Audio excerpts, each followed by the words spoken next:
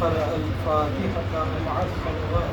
اللهم صل على محمد و آل محمد وعجل فرجهم.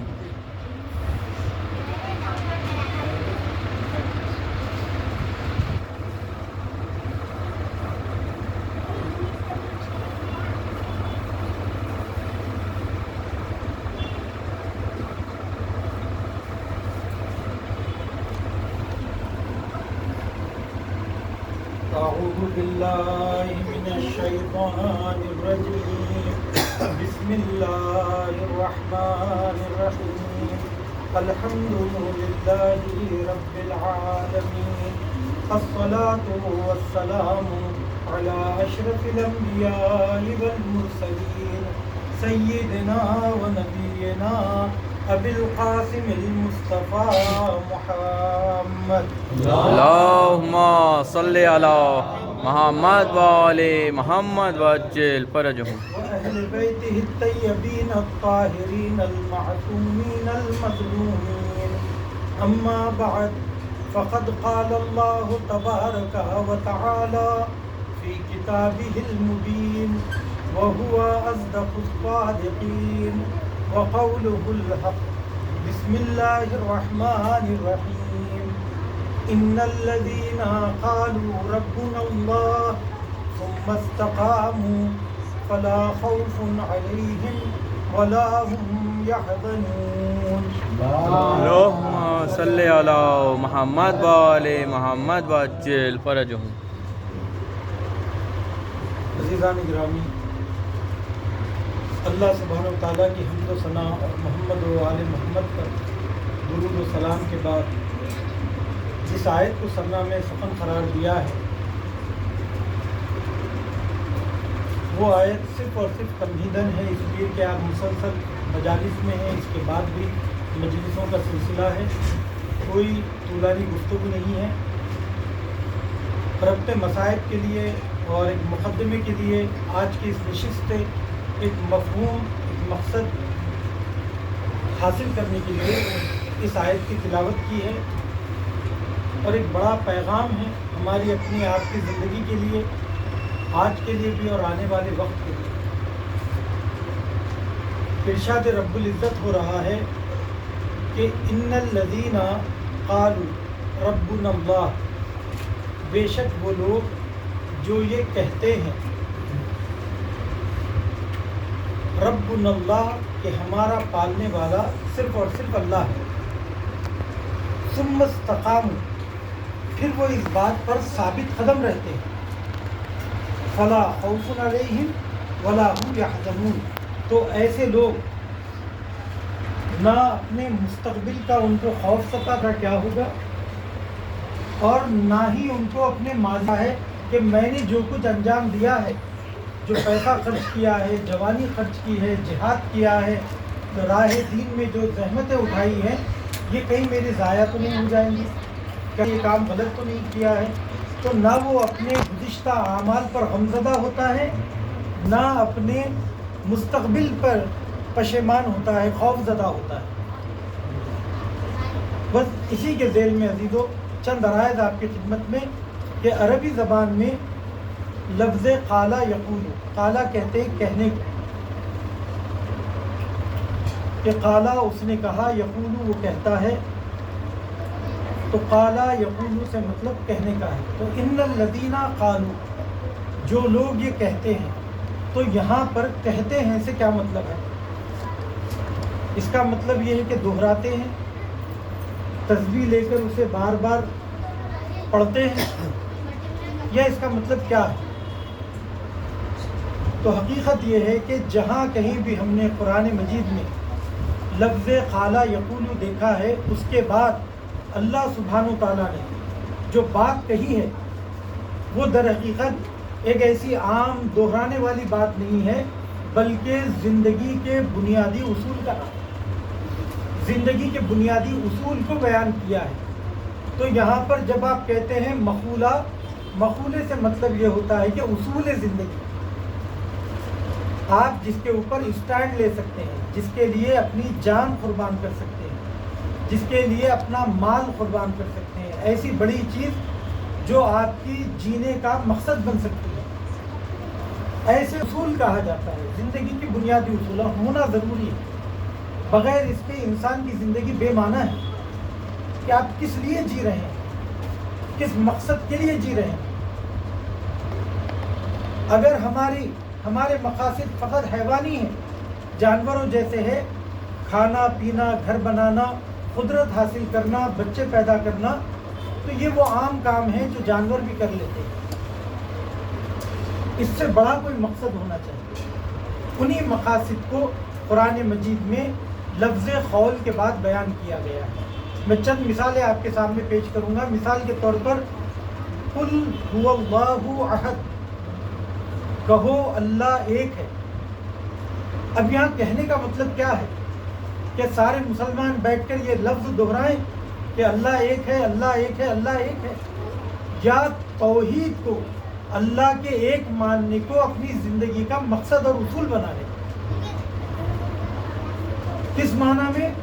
کہ غیر خدا کو اللہ کا شریک قرار نہ دے، کسی اور سے امید نہ باندھے، صرف پروردگار عالم کو اپنا ایک اور واحد خدا جانے۔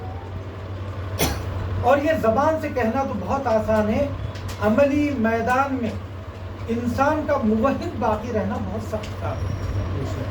انسان کبھی اپنی خواہشات کو خدا بنا لیتا ہے، اپنے آقا کو جس کے ذریعے سے ہمیں روزی روٹی ملتی ہے اس کو اپنا خدا بنا لیتا ہے۔ جیسے ہندو بار بار کہتے ہیں کہ آپ تو میرے بھگوان ہیں، تو ہم کسی کو بھی بھگوان بنا لیتے ہیں۔ یہ اور بات ہے کہ ہم چاہے اپنی زبان سے نہ کہتے ہوں، مگر سب کچھ اپنا اس کو ماننا، خدا کے برابر اسے قرار دینا، اللہ کے بجائے اس سے امید رکھنا، یہ شرک۔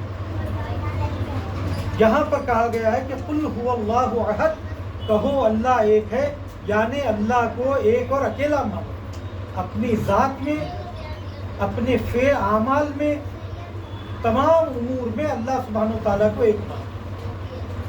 تو توحید زندگی کا ایک اصول ہے، جینے کا ایک مقصد ہے۔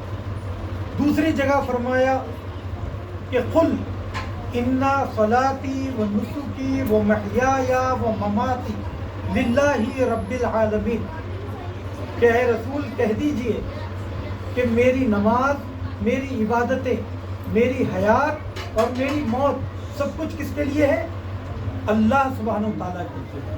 تو یہ آیت کریمہ ہمیں کیا پیغام دینا چاہتی ہے کہ تمہاری زندگی کا ہر عمل صرف اور صرف اللہ سبحانہ وتعالیٰ کی مرضی کے لیے ہونا چاہیے، خالصۃ للہ ہونا چاہیے، دوست احباب کا دل رکھنے کے لیے نہیں ہونا چاہیے، اپنی شہرت کے لیے نہیں ہونا چاہیے، مقام و مرتبے کے لیے نہیں ہونا چاہیے، بلکہ ریاکاری کے لیے نہیں ہونا چاہیے۔ جو عمل انجام دے آدمی نہایت خلوص کے ساتھ، نہایت اخلاص کے ساتھ، صرف اور صرف پروردگار عالم کے لیے انجام دے۔ یا ایک مرتبہ یہ فرمایا کہ اے رسول کہہ دیجئے کہ میں تم سے اجر رسالت میں کچھ نہیں چاہتا مگر میرے اہل بیت کی محبت۔ اب یہاں پر کہا گیا، یہاں بھی لفظ خالہ کے بعد اس بات کا ذکر آیا کہ رسول خدا فرماتے ہیں کہ میں اجرت کے طور پر جو خدمت میں نے تمہاری کی ہے، جو ہدایت تم کو دی ہے، جو توحید پرست تم کو بنایا ہے، جو بدو عربوں کو دنیا میں جینے کے قابل بنایا ہے، ایک کتاب کے ذریعے تعلیم اور تزکیہ تمہارا کیا ہے، ان تمام خدمتوں کے بعد میں تم سے کوئی اجرت نہیں چاہتا، میں تم سے کوئی صلہ نہیں چاہتا، ہاں فقط اتنا چاہتا ہوں کہ میرے اہل بیت سے محبت ہے۔ تو اہل بیت کی محبت ایک بلند مقصد ہے، جو ایک بلند اصول ہے، ایک بنیادی بات ہے ہماری زندگی کے لیے، جو ہمارے پیش نظر ہونی چاہیے۔ تو یہاں بھی یہی کہا گیا کہ ان الذین قالوا ربنا اللہ ثم استقاموا، بے شک جن لوگوں نے یہ کہا کہ ہمارا پالنے والا صرف اور صرف اللہ ہے۔ یہاں پر لفظ اللہ سبحانہ وتعالیٰ کی 99 صفتیں ہیں، جوشن کبیر میں 1000 صفتیں ہیں، ان تمام صفتوں میں سے قرآن مجید میں پروردگار عالم نے اس آیہ کریمہ میں لفظ رب کا استعمال کیا۔ رب کہتے ہیں پالنے والے کو۔ پالنے والا کسے کہتے ہیں؟ تو علم کلام میں بتایا گیا کہ اللہ کو جب رب کہا جاتا ہے تو اس کا مطلب یہ ہے کہ ہمارا مالک پروردگار عالم ہے۔ دنیا میں ہماری ترقی، چاہے وہ جسمانی ترقی ہو یا ہماری روحانی ہدایت ہو، یہ دونوں اللہ کے ذمے ہیں۔ اسی لیے جو کچھ پرورش کے لیے، بدن کی پرورش کے لیے جتنی غذاؤں کی ضرورت ہے، ہوا کی ضرورت ہے، پانی کی ضرورت ہے، دوا کی ضرورت ہے، ان سب کا اہتمام پروردگار عالم نے ہماری خلقت سے پہلے کر دیا۔ تو جو پروردگار ہماری جسمانی نشو و نما کا خیال رکھ سکتا ہے تو کیا بھلا وہ ہماری روحانی ترقی کو نظر انداز کر سکتا ہے؟ اسی لیے پروردگار عالم نے ہدایت کا نظام قائم کیا، انبیاء کرام بھیجے، آسمانی کتابیں بھیجی اور اہل بیت علیہم السلام کو معمور فرمایا۔ تو بس تربیت کا، اللہ کی ربوبیت کا لازمہ یہ ہے کہ پروردگار عالم جب ہمیں خلق کرے تو ہماری پرورش کا اہتمام بھی کرے۔ تو اس نے جسمانی نشو و نما کا بھی اہتمام کیا اور ہماری معنوی اور روحانی ہدایت کا انتظام بھی فرمایا۔ اور اگر یہیں تک بات رک جاتی تو پھر بھی سوال ہوتا، جب انسان اس دنیا سے جاتا ہے، اللہ کی مرضی کے مطابق زندگی گزار لیتا ہے، تو پھر مرحلہ کمال کیا ہے، مرحلہ ترقی کیا ہے؟ اسی لیے کہ جب یہاں سے دنیا سے گئے تو بہت سارے بے عمل بھی تھے، وہ بھی جنت میں نظر آ رہے ہیں، بہت سارے باعمل تھے، وہ بھی جنت میں نظر آ رہے ہیں، تو پھر اس کا کیا فائدہ ہے؟ تو عزیزان گرامی، یہ ربوبیت کے خلاف ہے۔ اس کی ربوبیت کا تقاضا یہ ہے کہ وہ تقسیم جنت و جہنم میں عدالت کا خیال رکھے اور انتہائی کمال تک پہنچاتے ہوئے انعام کے طور پر اپنے خاص الخاص بندوں کو جنت عطا کرے۔ تو بس آخرت میں مرحلے کمال تک پہنچانے میں بھی اللہ کا ہی کردار ہے، اور یہ سب ربوبیت کے دائرے میں آتا ہے۔ اب جب ہم کہتے ہیں کہ اللہ ہمارا رب ہے تو اس معنی میں ہم کو رب ماننا ہوگا کہ اللہ میرا مالک ہے، اللہ ہی ہدایت کرتا ہے اور اللہ ہی آخرت میں نجات دلانے والا ہے۔ جو اس معنی میں اللہ سبحانہ و تعالیٰ کو مانتا ہے وہ حقیقی موحد ہے۔ اب میں یہاں تک آپ کو لے کر آ گیا تو ہمارا عقیدہ یہ بنا، ہمارا مقصد حیات یہ بنا کہ ہم اللہ کی ربوبیت کو تسلیم کریں۔ الحمدللہ ہم سب مسلمان ہیں، سب نے تسلیم کر لیا، اور یا رب کہہ کر دعائے کمیل میں ہر ہفتہ پڑھتے ہیں۔ ہم سب اعتقاد رکھتے ہیں، مگر مرحلہ کہاں آ کر پریشان کرتا ہے؟ ثم استقام، جب وہ اس پر ثابت قدم رہتے ہیں۔ ثابت قدم انسان نہیں رہ پاتا ہے، وہاں آ کر کمزور پڑ جاتا ہے، وہاں آ کر اللہ کی ربوبیت کا انکار کرتا ہے۔ اگر ہم اللہ کی شریعت کا انکار کر کے، اللہ کی شریعت کس لیے ہے؟ ہماری تربیت کے لیے۔ اللہ کی شریعت کا انکار کر کے غیر خدا کے قانون کو اپنی زندگی میں رائج کرتے ہیں تو ہم نے اللہ کی ربوبیت کا انکار کیا۔ اگر ہم نے نظام تعلیم اللہ کے بتائے ہوئے طریقے سے اور ہدایت اللہ کے بتائے ہوئے طریقے سے نہیں لی تو ہم نے اللہ کی ربوبیت کو تسلیم نہیں کیا ہے۔ اگر ہم نے اپنے رزق میں دوسروں کو یہ سمجھا کہ کوئی اور ہمارا رازق ہے تو ہم نے اللہ کی ربوبیت کا انکار کیا۔ عزیزان، اگر ہم اپنی زندگی میں ڈر جاتے ہیں، خوف کھاتے ہیں اور ظالم کے آگے دب جاتے ہیں، مظلوم کا ساتھ نہیں دیتے کیونکہ ہمیں اپنی جان کی فکر ہے، اپنے مال کی فکر ہے، اپنے اولاد کی فکر ہے، تو گویا ہم اپنے پروردگار کو اپنا رب نہیں مان رہے ہیں، اس کو اپنا مالک نہیں مان رہے ہیں، اس کو اپنا حیات دینے والا نہیں مان رہے ہیں، اس کو اپنا موت دینے والا نہیں مان رہے ہیں، کسی اور کو ہم خدا سمجھ رہے ہیں، یہ سمجھ رہے ہیں کہ زندگی اور موت کی باغ ڈور کسی اور کے ہاتھ میں ہے۔ اگر یہ تصور ہمارا ذہن میں ہے، لاشعور میں، اس وجہ سے خوف کھا رہے ہیں، اس وجہ سے ڈر رہے ہیں، تو گویا ہماری شریعت پکی نہیں ہے۔ اور ایسا آدمی ڈرتا ہے، نیک عمل کرتا ہے تو ہمیشہ شک میں رہتا ہے کہ میں نے فلاں گروپ کے ساتھ اتنا وقت گزار دیا اور اتنا پیسہ خرچ کر دیا، یہ پیسہ میرا ضائع چلا گیا۔ زندگی نقد ہے، مرنے کے بعد جنت ہے یا جہنم ہے یا نہیں ہے نہیں پتا، ہمارا انجام کیا ہوگا ہمیں نہیں معلوم ہے، تو آدمی افسوس کرتا ہے کہ میں نے وقت ضائع کیا، بلا وجہ ان کے پیچھے پڑا رہا، یا آخرت کے لیے فکر مند ہوتا ہے، آخرت یا مستقبل کے لیے۔ آج کل پورا کاروبار مستقبل سے ڈرانے پہ ٹکا ہوا ہے۔ LIC کا مطلب کیا ہے؟ آپ مریں گے تو کیا ہوگا، جب میں زندہ ہوں تو کیا ہو رہا ہے، اس کی کسی کو فکر نہیں۔ آپ مریں گے تو آپ کے بچوں کا کیا ہوگا، تو سب کو مستقبل کی فکر، آخرت کا خوف ہے۔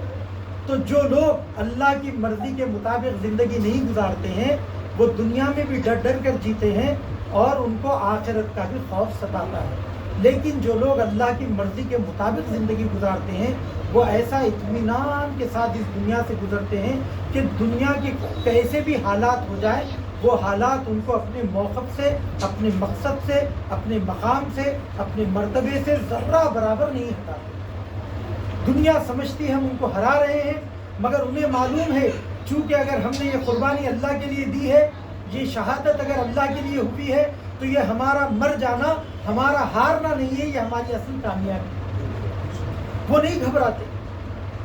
تو جس کے پاس حقیقی معنی میں وہ ثابت قدم رہتے ہیں، ڈٹے رہتے ہیں۔ اس آیے کریمہ کی اگر عملی تفسیر دیکھنا ہے تو آپ کربلا والوں کو، اس سے روشن مثال نہیں ہو سکتی، اس سے روشن مثال نہیں ہو سکتی، کربلا والوں سے بڑھ کر روشن مثال اس آیے کریمہ کی نہیں ہو سکتی۔ ان الذین قالوا ربنا اللہ، ایک گروہ نکلا تھا 72 افراد کا، 100 افراد کا، 150 افراد کا، جو یہ کہتا تھا کہ ہمارا پالنے والا صرف اللہ ہے۔ اور یہ لوگ ثابت قدم رہے جب تک شہید نہیں ہوئے۔ تو کیا جب یہ شہادت کے مرحلے سے گزر رہے تھے انہیں ڈر تھا، انہیں خوف تھا؟ نہیں۔ آج شب عاشور ہے، شب عاشور آنے والی ہے۔ اس شب عاشور میں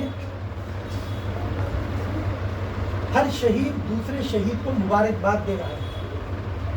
حبیب ابن مظاہر مسلم ابن اوسجہ سے مزاح فرما رہے ہیں، تو وہ کہتے ہیں کہ کیا یہ وقت بھی مزاح کا ہے؟ تو کہا کہ یہی تو مزاح کا وقت ہے کہ مومن کے دل میں سرور ایجاد کیا جائے، اور ہم کیوں خوش نہ ہو؟ اللہ سبحانہ وتعالیٰ نے ہمیں کامیاب فرمایا ہے، نعمت شہادت سے سرفراز فرمایا ہے۔ اتنا اطمینان نفس اور اس حد تک بیداری اور بصیرت، آنکھوں کے نور سے دیکھنے کو بصارت کہتے ہیں، عقل اور ضمیر اور روح کی آنکھوں سے دیکھنے کو بصیرت کہتے ہیں۔ کربلا کے میدان میں جو شخص آیا تھا اسے معاذ اللہ امام حسین علیہ السلام نے دھوکہ نہیں دیا تھا، کوئی سبز باغ نہیں دکھائے تھے، اتنا واضح موقف تھا کہ ہم مرنے کے لیے جا رہے ہیں، ہم ظالم حاکم کے خلاف لڑنے کے لیے جا رہے ہیں، اور سب کے لیے یہ موقف واضح تھا۔ اسی لیے شب عاشور امام نے سب کو اپنی قتل گاہ کے بارے میں بتایا، اور حد یہ ہے بصیرت کی، میں چند گوشے عزیزوں شاید آپس میں باتیں مربوط نہیں ہوں گی لیکن وہ فضائل میں بیان کرنا چاہ رہا ہوں۔ اہل بیت کے، کربلا والوں کے مصائب میں فضائل ہے اور فضائل میں مسائل ہے۔ میں آپ کو گریہ کرنے کے لیے نہیں اکسا سکتا، بلکہ یہ شخصیتیں ہی ایسی ہیں کہ حسین کہتے ہیں تو آنکھ میں آنسو آتے ہیں، حسین کہتے ہیں تو آنکھ میں آنسو آ جاتے ہیں۔ تو دیکھیے امام نے بصیرت کے جوہر دکھانا چاہتا ہوں کہ جب امام نے فہرست بتائی شب عاشور کہ کل تم راہ خدا میں شہید ہو جاؤ گے، تو ایک مرتبہ علی اصغر کا بھی نام لیا، جیسے ہی علی اصغر کا نام لیا جناب قاسم کی غیرت جاگ گئی. کہا کہ چچا جان کیا دشمن کی فوج خیموں تک آ جائے گی؟ تو امام نے کہا کہ نہیں بیٹا، میں علی اصغر کو میدان میں لے کر جاؤں گا اور وہاں علی اصغر کی شہادت ہوگی. اس کے بعد جناب قاسم نے پوچھا کہ چچا جان اس میں میرا نام نہیں ہے. تو کہا کہ بیٹا تم تو میرے بھائی کی آخری نشانی ہو، تم میرے بھائی کی نشانی ہو. 2 سال کی عمر سے میں نے تمہیں پالا ہے، میں تمہیں کس طریقے سے جنگ کی اجازت دے سکتا ہوں؟ تو جناب قاسم روئے اور ایسے تڑپ کر 13 سال کا بچہ شہادت کے لیے ایسے تڑپ رہا ہے جیسا کوئی معصوم بچہ کھلونوں کے لیے تڑپتا ہے. یہ بصیرت ہے جناب قاسم کی. اور آخر اپنے چچا کو منوا کر رہے. جناب حضرت عباس کی بصیرت دیکھیے. اگر جناب حضرت عباس یوں ہی شہید ہو جاتے اور یہ مرحلہ ظاہر نہیں ہوتا تو لوگ کہہ سکتے تھے کہ وہ اپنے خاندان کی حمایت میں، اپنے بھائی کی محبت میں شہید ہوئے. نہیں، یہی وقت تھا عصر کا. ابن زیاد کا لشکر قیام حسینی کی طرف بڑھا. اس وقت امام عالی مقام کرسی پر تشریف فرما تھے اور حالت غشی میں تھے. ایک مرتبہ جب گھوڑوں کے ٹاپوں کی آواز سنی تو جناب زینب کا دل دہل گیا. میں کہوں گا بیوی، آج گھوڑوں کے ٹاپوں کی آواز سے آپ کا دل دہل رہا ہے. ایک رات نہیں گزرے گی، کل جب دوسری رات آئے گی انہی گھوڑوں کے ٹاپوں سے امام حسین کے لاشے کو کچلا جائے. جزاکم ربکم خیر الجزا. جناب حضرت عباس کو امام نے بلا کر کہا کہ دیکھو یہ آخر دشمن ہم سے کیا چاہتے ہیں. اب دیکھیے جناب عباس اتنا شجی، اتنا بہادر، اتنا جوش و ولولہ رکھنے والا، مگر اطاعت امام کا یہ عالم کہ ذرہ برابر آپے سے باہر نہیں ہوئے، خود شمشیر لے کر لڑنے نہیں چلے گئے. امام سے پوچھا کہ مولا میرے لیے کیا حکم ہے؟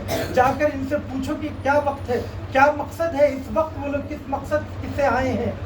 جناب حضرت عباس نے جا کر پوچھا تو اس نے کہا کہ ابن زیاد نے کہا ہے، یزید کا خط آیا ہے کہ اگر امام حسین بیعت کو تسلیم کرتے ہیں، میری حکومت کو تسلیم کرتے ہیں تو ٹھیک، انہیں شام بھیج دو یا ابن زیاد کے پاس کوفہ لے کر جاؤ، ابن زیاد کے پاس لے کر جاؤ. لیکن اگر وہ نہیں مانتے ہیں تو ان سے جنگ کرو اور ابھی انہیں شہید کر دو. جب یہ بات کہی ہے تو جب جناب حضرت عباس کا عالم کیا ہوگا، کتنا جلال ہوگا، کس دل سے ان الفاظ کو سنا ہوگا، کیسے جناب عباس نے برداشت کیا ہوگا. مگر برداشت کیا میرے آقا. وہاں پر شمر ملعون تھا، شمر ذی جوشن تھا. اس نے کہا کہ تم میرے ننیالی رشتہ دار ہو، اگر تم امام حسین کا ساتھ چھوڑ کر ہمارے ساتھ آ جاؤ تو میں تمہارے لیے ابن زیاد سے امان نامہ لوں گا. اب تک تو خاموش تھے، مگر یہاں بصیرت کا تقاضا تھا، یہاں عباس اپنا جلال دکھا. وہاں امام کی اطاعت کی بات تھی، یہاں پر حضرت عباس کے خود اختیار کی بات ہے کہ آپ کیا چاہتے ہیں. تو آپ نے کہا کہ زہرا کے لال کو امان نہیں ہے اور تم میرے لیے امان نامہ لے کر آیا ہے، میں لعنت بھیجتا ہوں تیرے امان نامہ. یہ ہے عباس کا مرتبہ، یہ ہے عباس کا مرتبہ. عزیزان گرامی کہ کربلا والے امام حسین نے 72 لاشیں اٹھائے مگر آپ کے ماتھے پر ذرہ برابر شکن نہیں تھی، ذرہ برابر شکن نہیں تھی. کیوں؟ اس لیے کہ آپ کو اطمینان نفس حاصل تھا. آپ جانتے تھے کہ جو کچھ میں کر رہا ہوں وہ راہ خدا میں کر رہا ہوں. اسی لیے شکوہ نہیں کیا، شکایت نہیں کی، پریشان نہیں ہوئے، آپے سے باہر نہیں ہوئے. تو کیا اس کا مطلب یہ ہے کہ مصیبت پہ رویا بھی نہ جائے؟ امام نے گریہ کیا اور اتنا گریہ کیا عزیزان گرامی، بلکہ آپ کا جملہ مشہور ہے، فرمایا کہ انا خطیر الابرا میں وہ شہید ہوں جسے رلا رلا کر ذبح کیا گیا۔ امام نے فرمایا کہ میں وہ شہید ہوں۔ عزیزان گرامی، جب مصیبت آتی ہے تو دل دکھتا ہے، جب دل دکھتا ہے تو آنسو نکلتے ہیں۔ آنسو تو نکلے مگر اللہ کی بارگاہ میں شکوہ نہیں کیا، شکایت نہیں کی، گریہ کیا۔ اور کب کب گریہ کیا؟ جب رازدانہ کے آج تو شب ہے عزیزان گرامی، آج تو محرم دیکھیے کتنی تیزی سے آگے بڑھ رہا ہے، دیکھتے دیکھتے عاشورہ آ گیا۔ آپ کی دل کی بے چینی کو میں جانتا ہوں، گھرے گھر آپ مجلسیں قائم کر رہے ہیں، وقت تلاش کر رہے ہیں، چاہ رہے ہیں کہ کم سے کم میں ایک نوحہ پڑھ لوں، کم سے کم میں کچھ ماتم کر لوں، میں جناب زینب کو پرسا دے لوں، میں زہرا کو پرسا دے لوں، میں رباب کو پرسا دے لوں۔ سب کی سب بے چینی کو میں واٹس ایپ پر دیکھ رہا ہوں، آپ کی پریشانی کو دیکھ رہا ہوں۔ عزیزو، آج وہ وقت ہے، آپ سب جمع ہوئے ہیں، آئیے آئیے علی اصغر کی والدہ جناب رباب کو پرسا دیں۔ یہ وہ خاتون ہے کہ کربلا میں جس کا سب کچھ لٹ گیا۔ آئیے مظلوم کربلا سید الشہداء امام حسین کو پرسا دیں۔ عزیزو، امام فرماتے ہیں انا قتیل العبرا، میں وہ شہید ہوں جسے رلا رلا کر ذبح کیا گیا۔ ایک وقت تو اس وقت روئے جب اپنے نانا کے قبر سے رخصت ہوئے، اور اس وقت روئے جب جناب قاسم رخصت ہوئے۔ اور تاریخ بتاتی ہے کہ دونوں بھتیجے اور چچا گلوں باہوں میں باہیں ڈال کر اتنا روئے کہ دونوں پر غشی طاری ہو گئی۔ اور کیوں نہ ہو عزیزو، 13 سال کا معصوم بچہ موت کی تمنا کر رہا ہے، اور وہ بچہ کہ جس کا پیر رکاب تک نہیں پہنچتا ہے، اور وہ بچہ کہ جس کی ابا خط کھینچ رہی ہے عزیزو، جس کے تلوار کو جس کے ہاتھ پر باندھا گیا ہو، اور جس پر ظالموں نے ایسا حملہ کیا کہ آپ کے لاشے کو پامال کیا اور امام مدد کے لیے نہیں پہنچ پائے۔ اور جب قاسم کے جنازے پر پہنچے تو کہا کہ اے قاسم، میں تم سے شرمندہ ہوں، اسی لیے امام گریہ فرماتے ہیں۔ آئیے آج حسین کو پرسا دیں۔ عزیزان گرامی، جزاکم ربکم خیر الجزا۔ اور اس وقت روئے جب علی اکبر کو رخصت کر رہے تھے۔ عزیزان گرامی، امام فرما رہے تھے اے پروردگار گواہ رہنا، میں تیری بارگاہ میں آج اس کو قربان کر رہا ہوں جو شکل و صورت میں میرے نانا نبی سے مشابہ ہے۔ عزیزان گرامی، اس سے اندازہ کریے آپ نے علی اکبر کو قربان نہیں کیا بلکہ اپنے چہیتے نانا کو راہ خدا میں قربان کیا، راہ خدا میں قربان کیا۔ جزاکم ربکم خیر الجزا۔ خدا آپ کو کسی غم میں نہ رلائے۔ لیکن آج ایک وقت وہ بھی آیا کہ کوئی نہیں سوچ سکتا تھا کہ یہ بچہ بھی کربلا کے میدان میں شہید ہوگا۔ ایک وقت وہ آیا کہ جب شام کا ہنگام تھا، امام کربلا کی تپتی زمین پر تنے تنہا تھے، حسین کی تنہائی پر گریہ ہوتا ہے عزیزو، حسین کی تنہائی پر رونا آتا ہے۔ اگر اس منظر کو سمجھنا ہے تو اس وقت سمجھیے کہ جب مسلم ابن اوسجہ شہید ہو رہے تھے تو حبیب ابن مظاہر وہاں پر موجود تھے۔ آپ نے فرمایا کہ اے مسلم، میں بھی تمہارے بعد شہید ہونے والا ہوں، لیکن اگر اس کے باوجود کوئی وصیت ہے تو فرمانا۔ تو آپ نے مسلم ابن اوسجہ نے انگلی کا اشارہ کر کے حسین کی طرف اشارہ کیا اور کہا کہ اس مظلوم کی حفاظت کرنا، اس مظلوم کی حمایت کرنا۔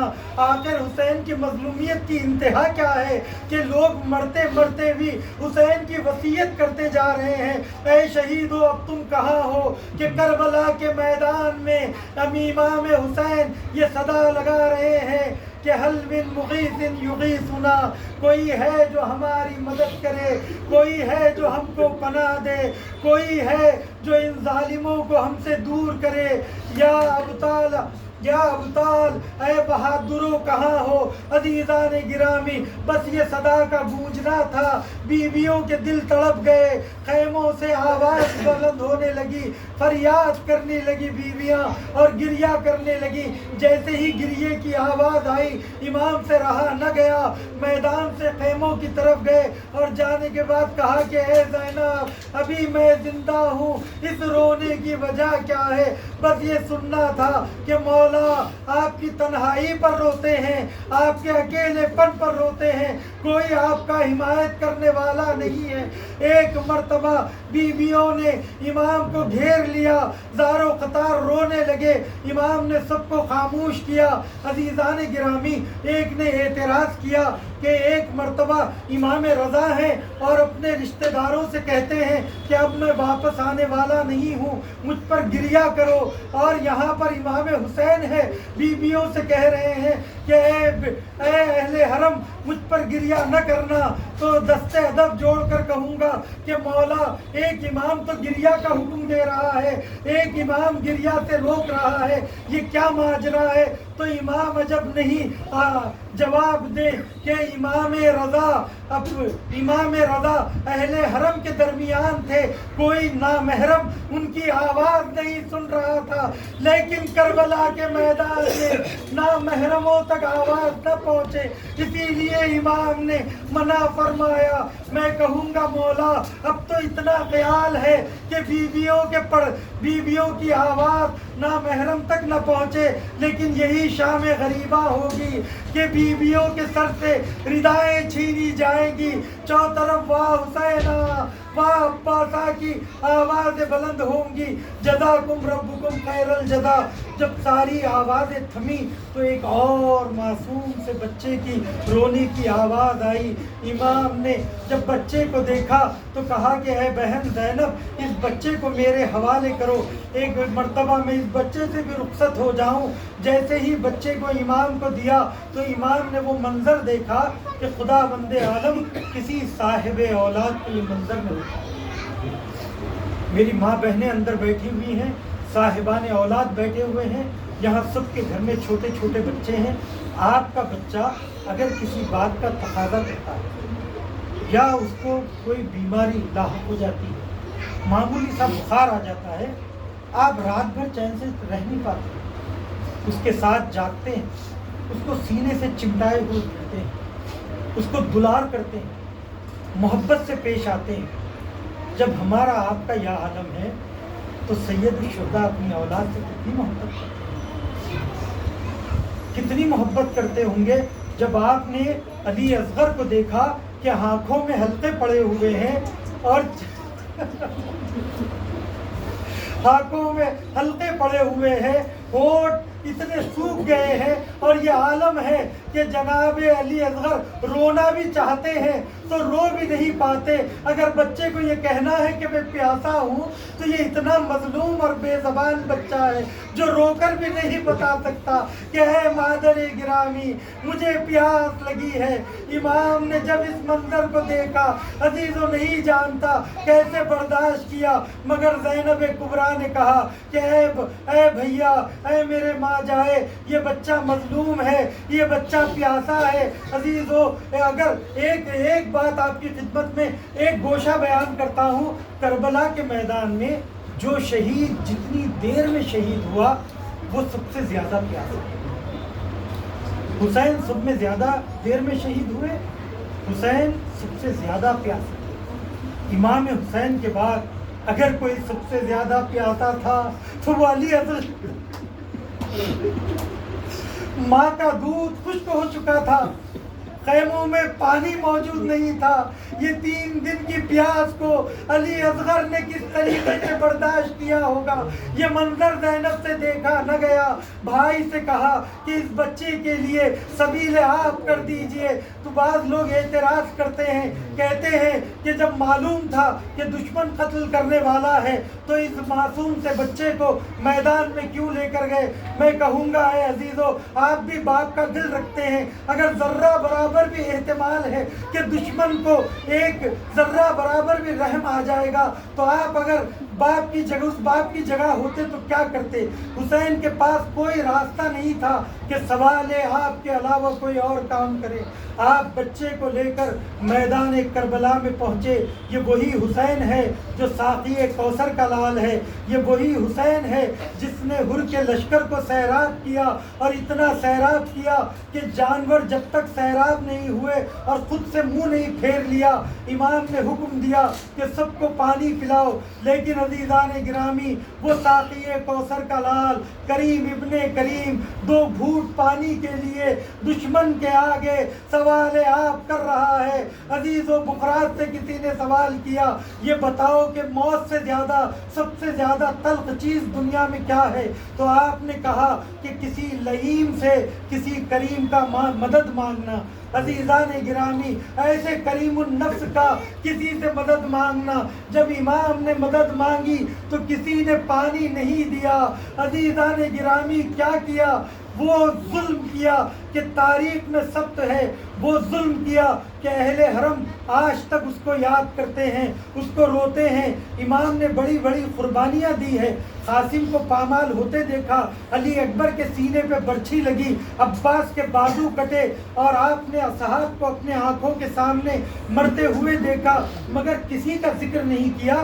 مگر علی اصغر کا درد اتنا گہرا تھا کہ جب رخصت ہوئے امام زین العابدین سے تو کہا آپ کو یاد کیا، اور جب آپ کو یاد کیا تو کون سی مصیبت کا ذکر فرمایا؟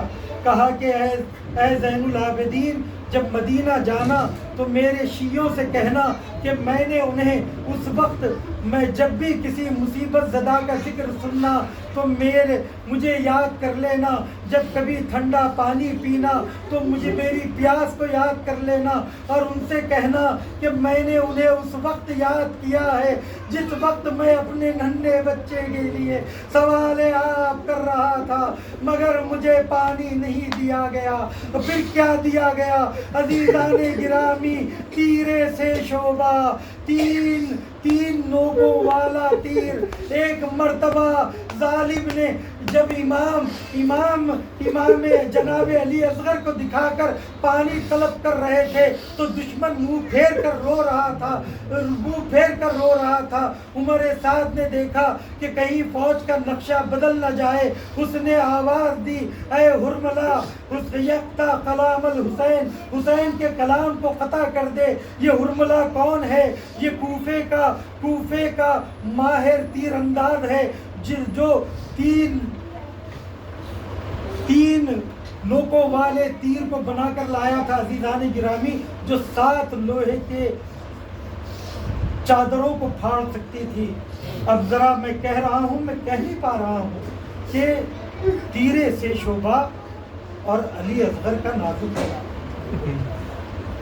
جب اس نے نشانہ کھینچا تو وہ تیر جب چلا تو تاریخ لکھتی ہے کہ ہرملا کا تیر علی اصغر کے لاشے سے بڑا تھا، علی اصغر کے لاشے سے بڑا تھا، اور اتنی تیزی سے آ کر لگا، اتنے زور سے آ کر لگا کہ جناب علی اصغر کے گلے میں پیوست ہو گیا، اور جناب علی اصغر کا چہرہ منقلب ہو گیا۔ جناب علی اصغر کا چہرہ باپ کے ہاتھوں پر منقلب ہو گیا۔ ہر کسی کی ایک مقتل ہے کہ جہاں پر وہ شہید ہوا، لیکن علی اصغر کا مقتل کیا تھا؟ علی اصغر کا مقتل حسین کے ہاتھ تھے۔ کسی باپ کے لیے کتنا سخت ہو سکتا ہے کہ اپنے ہاتھوں پر بچے کا جنازہ۔ امام نے اس خون کو لیا، چہرے پر ملا۔ امام کبھی اتنے بے چین نہیں ہوئے جتنے اس مصیبت کے بعد ہوئے۔ علی اکبر کے لاشے کو خیمے تک اٹھا کر لائے، مگر تردد نہیں کیا، مگر جب خیموں کی طرف بڑھے تو 7 مرتبہ آگے بڑھے، پیچھے ہٹے، آگے بڑھے، پیچھے ہٹے۔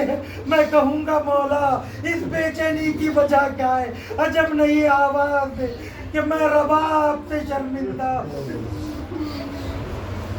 عزیزو امام نے لاشیں کو چھپایا ابا کے دامن میں، جب خیمے میں گئے تو بیویاں منتظر تھی، امام آئے ہیں، بچہ ہمکتا ہوگا، بچہ پہ سیراب ہو گیا ہوگا، لیکن جب جناب زینب نے دیکھا کہ امام کے ہاتھوں پر ابا ہے، ایک مرتبہ بی بی تڑپ گئی، قریب آئی کہ بھیا کیا ماجرا ہے؟ ایک مرتبہ امام نے کچھ نہیں کہا، ابا کے دامن کو ہٹایا، ارے خاندان بنی ہاشم میں کیسی باعزت بہویں تھی کہ جناب رباب نے شکوہ نہیں کیا کہ کہیں حسین شرمندہ نہ ہو، حسین گریہ نہ کرے، بس اتنا کہا اے میرے لال کیا تمہارے سن کے بچے بھی نہر کیے جاتے؟ جزاکم ربکم خیر جزا۔ عزیزوں کا ایک آخری مرحلہ، بعض لوگ یہ کہتے ہیں کہ امام نے کسی کے لاشیں کو نہیں دفنایا سوائے علی اصغر کے۔ اب جب خیموں کے پیچھے ماں بھی آئی ہے، ماں یہ منظر دیکھ رہی ہے، باپ یہ منظر دیکھ رہا ہے، امام نے اپنے ہاتھوں سے قبر کھودی اور علی اصغر کو دفنایا۔ تو لوگوں نے سوال کیا کہ آخر مولا نے علی اصغر کے لاشیں کو کیوں دفنایا؟ ہر جواب رونے کے لیے کافی ہے عزیزو۔ اس لیے دفنایا کہ ان لاشوں میں میرا بیٹا کہیں گم نہ ہو جائے، اس لیے دفنایا کہ یہ ننھی سی جان کی بے حرمتی نہ ہو، اس لیے دفنایا کہ کہیں ایسا نہ ہو کہ اسے یہ ریت میں دب جائے اور اس کی قبر کوئی بنا نہ پائے۔ لیکن مولا آپ کی جتنی آرزو تھی اس کے برخلاف ہوا۔ علی اصغر کے لاشے کو ظالم نے یہ دیکھا کہ ہم نے ایک معصوم بچے کو تیرے سے شعبہ سے قتل کیا تھا، اگر اس کے سر کو لے جائیں گے تو ابن زیاد سے بڑا انعام ملے گا۔ سب سر تو نظر آ گئے مگر اس بچے کا سر نہیں ہے۔ ایک مرتبہ ظالموں نے انعام کی لالچ میں زمین پر بھالا مارنا شروع کیا۔ اتنی بے حرمتی تو کسی لاشے کی نہیں۔ ایک نرم زمین پر جب بھالا مارا، اب جب بھالا نکلا علی اصغر کا ننھا لالا قبر سے باہر آیا، اس لاشے کو کاٹا گیا۔ اے رباب 11 محرم کو تم نے یہ منظر کیسے دیکھا؟ میرا ننھا سا بچہ نو کے نیزہ پر بلند ہے۔ انا للہ و انا الیہ راجعون، رضا بقضائہ و تسلیما ماتبین۔